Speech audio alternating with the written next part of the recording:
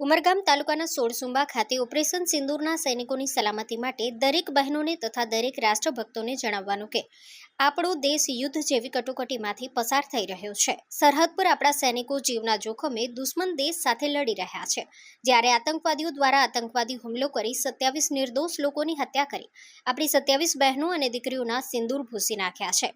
એવા સમયે આપણી સરકાર દ્વારા ઓપરેશન સિંદૂરના માધ્યમથી આપણા સૈનિકો મોતના મુખમાં જઈ ઘરમાં ઘૂસીને બદલો લઈ રહ્યા છે, ત્યારે આપણા સૈનિકોની રક્ષા થાય, સૈનિકોના મનોબળ અને શક્તિમાં વધારો થાય તથા આતંકવાદનો સફાયો કરવામાં સફળ થાય અને શહીદ થયેલા 27 વ્યક્તિઓના આત્માને શાંતિ પ્રાપ્ત થાય। એ માટે ઉમરગામ તાલુકાના સોળસુંબાના ઉર્મિલાબેન પટેલના ઘરે જાપ અનુષ્ઠાન અને હનુમાન ચાલીસાના પાઠ કરવામાં આવ્યા છે।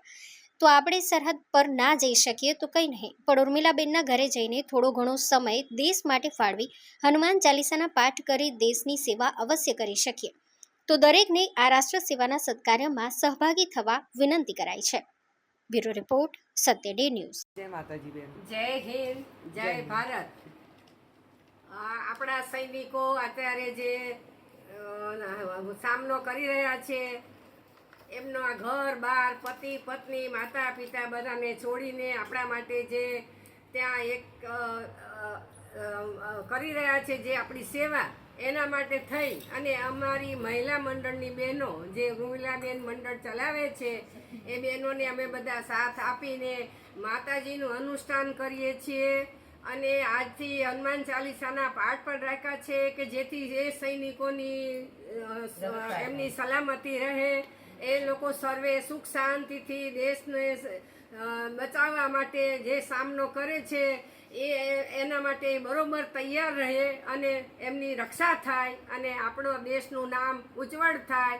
જય હિન્દ, જય ભારત। જય ભારત। માતાજી બેન મારી ઉર્મિલાબેન આ જાપ કરાવે છે, આજથી હનુમાન ચાલીસા ચાલુ કરી છે દેશ માટે થઈને, સૈનિકો માટે। સૈનિકો મારા છોકરાઓ બધા જીવતા રહે, ભગવાન એમને સદા સુખી રાખે, પોયરાઓ એમના સુખ શાંતિથી રહે।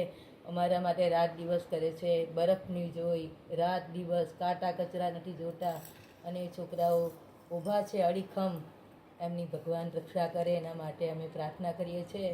ભગવાનની સલામતી રાખે, એમના બચ્ચાઓને સુખ શાંતિ આપે। જે નાના બાળકો 22 વર્ષના 23 વર્ષના શહીદ થઈ ગયા છે, એમના આત્માને પણ ભગવાન શાંતિ આપે। જય હિન્દ। જો તમે આ વિડીયો ફેસબુક પર જોઈ રહ્યા છો તો લાઈક અને ફોલો કરો, અને યુટ્યુબ પર જોઈ રહ્યા છો તો અમારી ચેનલને સબસ્ક્રાઇબ કરો। સત્યડે.com, આઝાદી સમાચારોની।